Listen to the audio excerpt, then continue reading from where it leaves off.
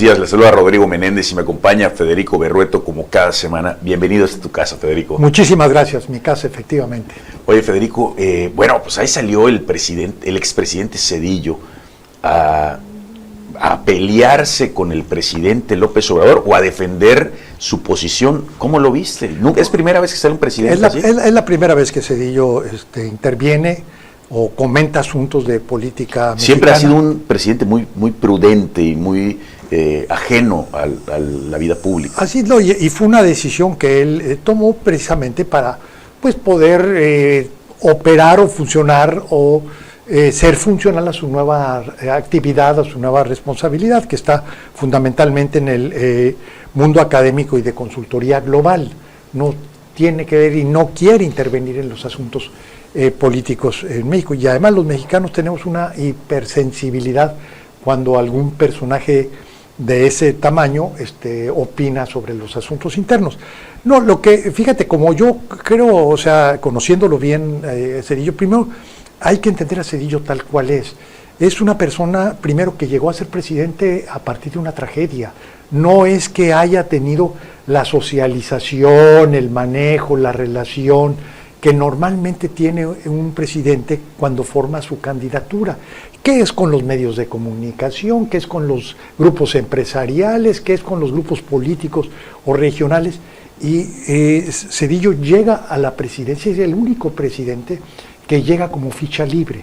Entonces tiene muchos márgenes de libertad, que además, siendo él de un perfil técnico muy, por decirlo, muy destacado, y cuando digo destacado es que es muy firme, tecnócrata le pudieran decir, usando una expresión del pasado, y es auténticamente, es su forma de ser. Él es, digamos, no es una persona que anda con engaños, ni fue así como político, ni fue así como presidente, ni así ha sido como expresidente. Y esto lo digo porque mucha gente quiere ver qué intenciones hay, qué es. No, simplemente es la forma de ser Zedillo. Ahora, ¿por qué lo hace? Son varias consideraciones. Mira, número uno, Zedillo fue el que, o durante su gobierno, precisamente la gran modificación que tiene el Poder Judicial y la Suprema Corte de Justicia se da durante los primeros meses del gobierno, el primer mes del gobierno de Zedillo. Entonces, es justamente lo que está alterando López Obrador. Y además, Zedillo lo hizo bajo una concepción de lo que debe ser la democracia. Y la democracia supone que debes tener un poder judicial y una corte independiente del gobierno. Nada más para sentar. Zedillo entrando, hace su reforma judicial y lo primero que hace es cambiar de 25 ministros, creo, a 11, ¿no? Sí, lo que sucede es que primero la Corte va creciendo a lo largo del tiempo. Originariamente eran 11 ministros. Okay. Entonces, conforme va llegando más casos y más casos, va creciendo la Suprema Corte hasta volverse una asamblea. 25 personas, pues ya es una asamblea, no es un órgano manejable como órgano colegiado de alta responsabilidad judicial. Entonces, y lo que se hace es una modificación que no la diseña Zedillo. Zedillo es economista. Zedillo lo que se hace es que se pone de acuerdo con la comunidad jurídica, con gente del PAN, que siempre ha tenido muy buenos abogados. Justamente Gómez Montt fue uno de los que trabajó en esa reforma, yo lo recuerdo muy bien. Y otros abogados y también desde luego priistas, y llegan al diseño de una propuesta, si quieres tú muy avanzada. Esto lleva implícito pues que no fuera ya la corte de 20 y tantos ministros, y tampoco podías decir, bueno, ¿cuáles son los 11 mejores? Entonces lo que tenías que hacer, que además eran cargos vitalicios, entonces no los podías, digamos, ya despedir y ya no, tenías que darles una suerte de pensión vitalicia. Haber de retiro. Haber de retiro, ¿verdad? Pero bueno, de esto se generan muchas leyendas urbanas y todo. Por ejemplo, la de que Zedillo tuvo que ver con la candidatura de López Obrador, que no cumplía con los requisitos de elegibilidad cuando era candidato al gobierno del Distrito Federal, del departamento del Distrito Federal de aquel entonces, ¿verdad? Pues también es un infundio además que tiene su génesis, que es la versión de Salinas de decir en el PRI, Zedillo y ¿cómo se llama? Y López Obrador son lo mismo.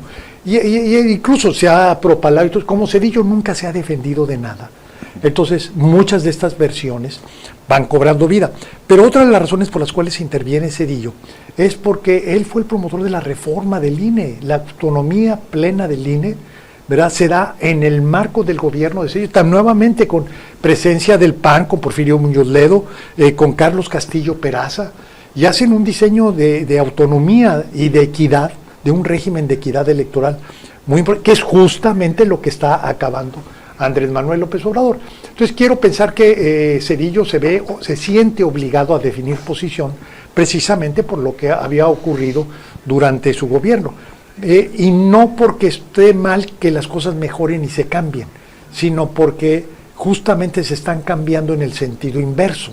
Es decir, que no hay equidad electoral, que el INE esté colonizado, que los funcionarios públicos intervengan en el proceso. O sea, muchas de las cosas que se supone que habían quedado atrás, ¿verdad? Pues ahora regresan.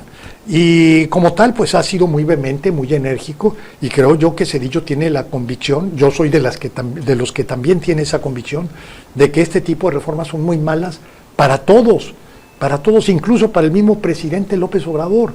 No se ve ahorita porque estamos en la plenitud de su poder, y además, pues cuando después de haber ganado la elección como ganó, y cómo todas las fichas se embonan, pues no hay una evaluación justa o crítica. La evaluación está viniendo de fuera y son los inversionistas que dicen, oye, con esa regla nosotros no vamos a trabajar. Estamos hablando de un presidente, el presidente Zedillo, de un expresidente que sale a, pues hoy sí que a atacar de alguna manera a una decisión presidencial actual, así se pudiera hacer. Mi pregunta es, Federico, ¿está bien el dicho, pero está mal? ¿Está bien el mensaje, pero no el mensajero? ¿O es más fuerte el mensajero que el mensaje? Bueno, mira, yo creo que cada uno tiene su lógica. Zedillo tiene una estática como todo presidente, y además como un presidente que no fue un presidente, digamos, de trato fácil a nadie. El que diga que, oye, yo tenía muy buen trato, ni los empresarios, ni los medios de comunicación. Era un presidente que se dedicaba a trabajar en el escritorio, ni los funcionarios, vamos. Muchos de sus colaboradores incluso dijeron, ya por fin acabamos este gobierno. ¿Por qué? Porque era un presidente que se dedicó a trabajar, y no se dedicó a hacer política. Y como tal, bueno, asume un costo de mucha gente que se siente agraviado hasta por cosas que nada tienen que ver. O sea, no era una cuestión personal de lo que quiero decir.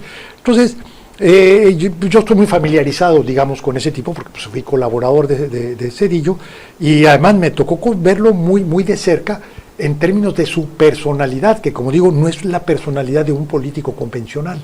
Y desde luego que él tiene su estática, pero yo creo que lo que aquí vale la pena es analizar lo que se está diciendo sin el prejuicio de la persona que lo dice, porque si no, entonces lo que vamos a decir, la clásica, es que con qué autoridad moral. No importa la autoridad moral, esa es una forma muy tonta. El mensaje es el tema. El mensaje es el que importa, y el mensaje que importa es si estamos haciendo reformas para el beneficio del país, y que si esto no nos va a generar problemas serios o graves, ¿no? Bueno, pues le agradezco mucho a Federico Berrueto. Nos vamos a un corte y volvemos aquí desde Mérida.